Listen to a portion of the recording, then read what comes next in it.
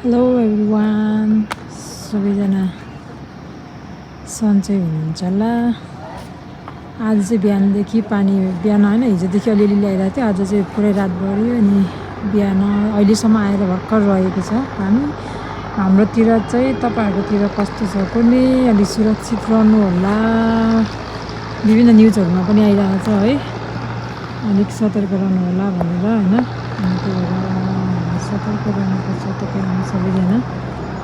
दसैँमा पनि कति उयो गर्दा पनि सबैजना यात्रामा भएर कतिजना यात्रामा ज्यान गुमाउनु भयो। यसपालि खै के भइरहेको छ कुनै मान्छेहरू एकदम ज्यादा मौसमले गर्दा धेरै प्राकृतिक विपत्तिहरू आइरहेको छ। सबैजना सतर्क रहनु होला आफ्नो गाउँघरतिर, आफ्नो बसेको घरमा, ठाउँमा, आफ्नो बसेको ठाउँ, गाउँ, सहर जहाँ रहनुभएको छ है।